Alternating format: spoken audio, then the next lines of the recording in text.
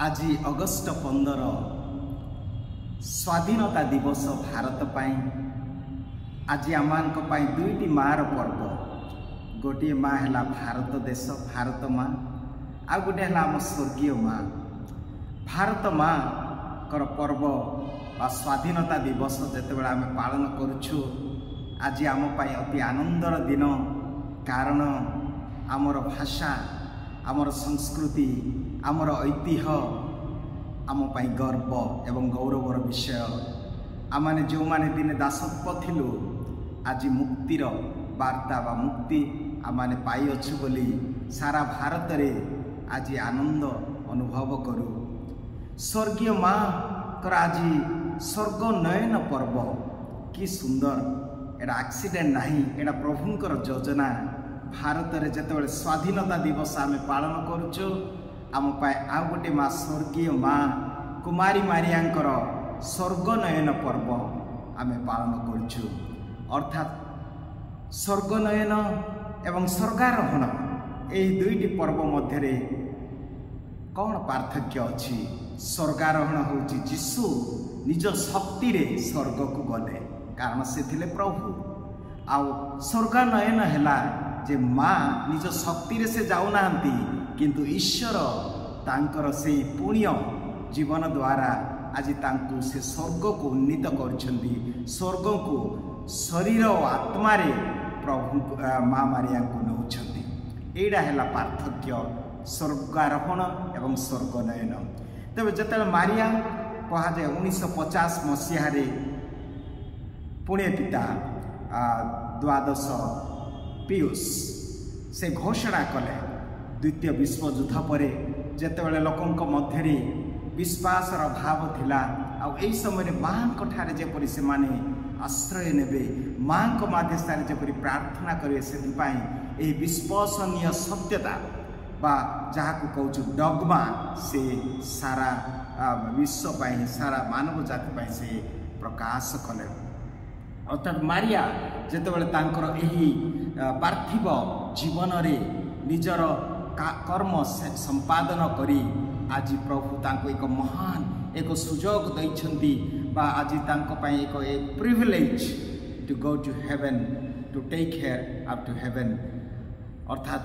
स्वर्ग को तांको उन्नयन करछंती से जो पवित्र जीवन यापन कले से जो विश्वास जीवन यापन कले आ आज प्रभु पिता ईश्वर तांको तांको आज स्वर्ग को उन्नीत करछंती कि आनंदर विषय आज बापा तांको कन्या रूपे स्वर्ग रे अपेक्षा रे अछंती बा ग्रहण करछंती कि आनंदर विषय आज पुत्र जीशु ख्रीष्ट सेठी मारिया को निजर माँ रूपे ग्रहण करछंती दूत माने आनंदित होउछंती शहीद मानकर रानी मारिया आमाने देखुछु छवि रे किपरि तांको अति आडंबर सहित सेठी से माने स्वागत करछंती। वास्तव में अनेक प्रश्न करि पारंती बा करंती जे केमिति कौड़ी लेखा अछि बाइबल रे। प्रिय भाई भौणी माने बाइबल रे मारिया को केमिति स्वर्ग को निया गला से विषय ठीक बा प्रत्यक्ष भाव रे आमे पाई परिबा नै किंतु जदि आमे देखिबा बाइबल रो जे क्यों माने स्वर्ग को जाइथिले स्वर्ग को निया जाइथिला आमे जदि आदि पुस्तक 5 अध्याय 24 पद पढ़िबा एनक को स्वर्ग को निया गला कारण से नीतिनिष्ठ व्यक्ति थिला अर्थात जो माने नीतिनिष्ठ जीवन यापन करंती आ मारिया मैंने जानू लूक 1 अध्याय रे से अनुग्रह रे पूर्णा आ से नीतिनिष्ठ जीवन यापन करथिले पवित्र जीवन यापन करथिले जहाँ को स्वर्गर दूत नमस्ते मारिया बोली संबोधन करी अनुग्रह रे पूर्णा करथिले तेणु से निश्चित भाव में तांकर से नीतिनिष्ठा पवित्र जीवन यापन करथिबा हेतु आमे कहि पारिबा बा एहा जुक्तियुक्त जे मारिया को स्वर्ग को नीत करागला। आ गोटे कारण एपारे प्रभुंकर आज्ञा थिला ईश्वर को प्रेम कर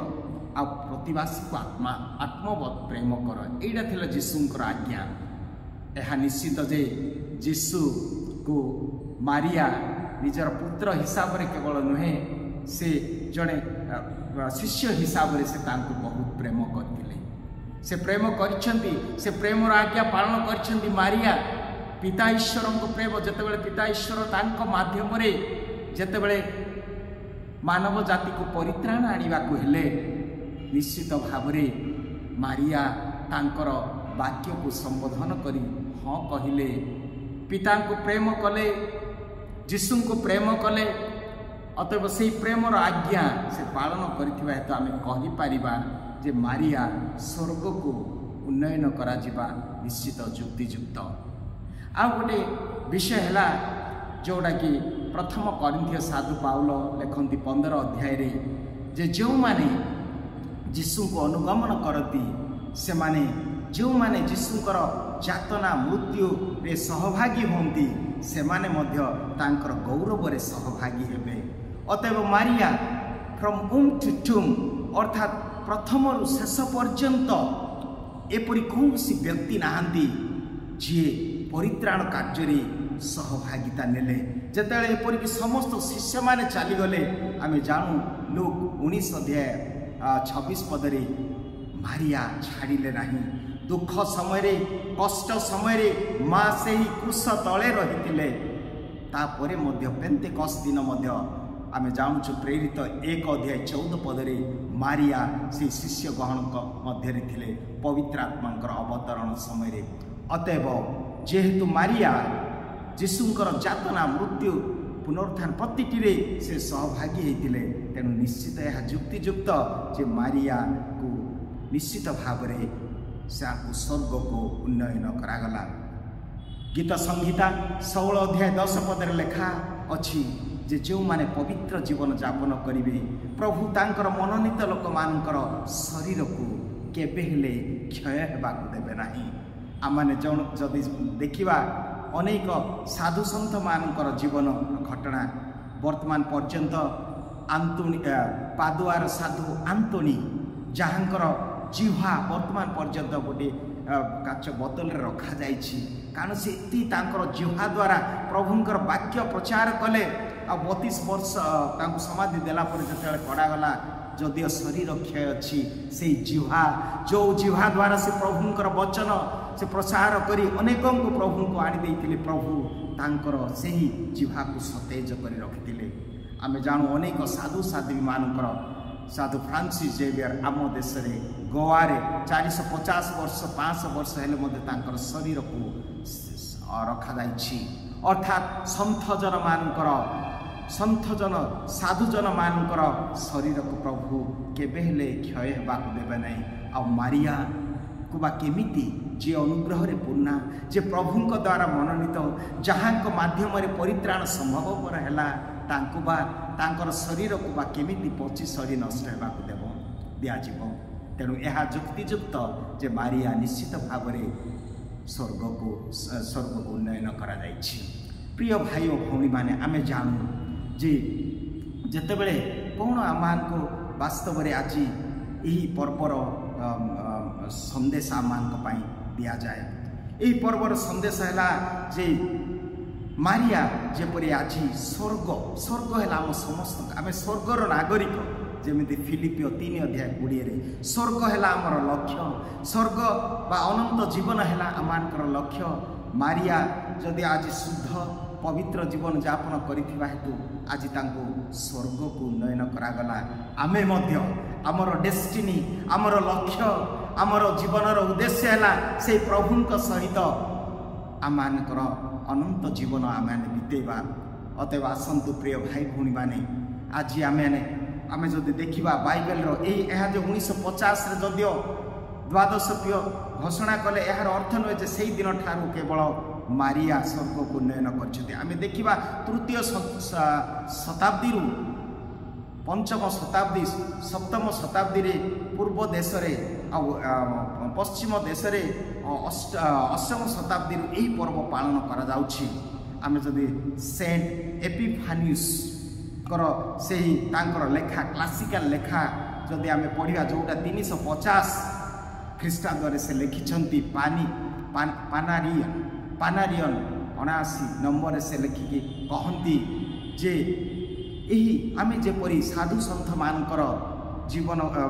साधु सन्थ मानकर जीवन को सम्मान दे थाओ भक्ति करि थाओ आउ जदि मते अधिक प्रशंसा करने को हे मारिया विषय मु कहि पारिबी जे से एलियम परी मातृ गर्भरु से पवित्र थिले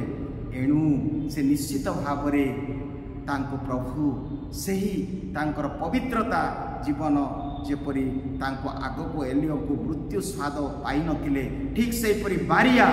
तांकर पवित्र जीवन जोगु तांको निश्चय से मृत्युर स्वाद पाई नांती। आउ दुईटी विषय प्रिय भाई भौणी माने आज जदि आमे देखिबा प्रमाण खोजिबा जे सही समय रे केवल दुईटी स्थान को आमाने जेरूसालेम एवं एफेसियो रे दुईटी समाधि अच्छी जोटा कि जोठी मारिया बास करते तेणु से दुईटी समाधि विषय रे कहती किंतु से दुईटी समाधि रे कौन सी मारिया कौन सी स्मृति बा रेलिक्स नहीं किंबा तांकर बड़ी नथिबार किछि खबर पाऊ नाहु तेणु यह मध्य सूचई दिए जे मारिया प्रभु शरीर एवं आत्मा रे से स्वर्ग को नेले। तेबे एई सब विषय एवं चर्च फादर माने एवं इतिहास रे जॉन डामासिन एवं परी अनेक अनेक साधु साधी माने मारियांकर एही स्वर्गनयन विषय साक्ष्य दियंती एवं तांकर पवित्रता संबंध में कहती। अतएव आसतु आज जितेबाला आम आम देशर स्वाधीनता वर्ष आम पालन कर समस्ते स्वाधीन संतान किंतु दुखर कथा अनेक समय आम कृतदास परी होइछु जदि आम स्वाधीन पाइछु निश्चित भाव में अन्य देशर शासन किंतु आत्मिक भाव आम हो पारिना तेबे किए आमको वास्तव में फ्रीडम बा स्वाधीनता देवे वाक्य कही जहन 8:32 पदरे केवल जीशु सत्य आम जानिबा तेबे सत्य ही आम मुक्ति देव लिखा जाए। तेणु 8:36 पदरे जीशु जदि आम मुक्ति न दियंती तेबे आमाने मुक्त हो पारिबा नाही। यही स्वाधीनता दिवस रे आज जितेबाला आमाने मारिया स्वर्गनयन पर्व पालन करछु आसतु मु कौन वास्तव में स्वाधीन संतान मु कौन वास्तव में आत्मिक भाव स्वाधीन मु आज जदि कृतदास होइछि कौन रे मु कृतदास होइछि कौन रे मु बांधी होइछि ए संसार को विषय मते आज जापुड़ी धरिछि जो फल रे मु पवित्र जीवन यापन करि पार नाही जहारी फल रे मु शैतान रो बंधन शैतान रो कब्जा रे पड़छि। तेबे जो माँ आज ये समस्त सांसारिक बंधन मुक्त हो तांकर पवित्र विश्वास जीवन जो आज स्वर्ग को उन्नीत करागला आमे मध्य दिने मारिया को जब आम अनुकरण करवा मारिया आम जीवन यापन करवा तेज निश्चित भाव आमर मध्य आशा एवं भरोसार दिन जे आमे मध्य दिने स्वर्ग ईश्वर सहित माँ मेरी सहित एवं अन्य साधुसाथी गहन में आम स्थान पाइबा एवं प्रभुंर प्रशंसा गौरव में आम सहभागी होगा। प्रभु यही दिन में आम समस्त को आशीर्वाद करंतु। आमेन।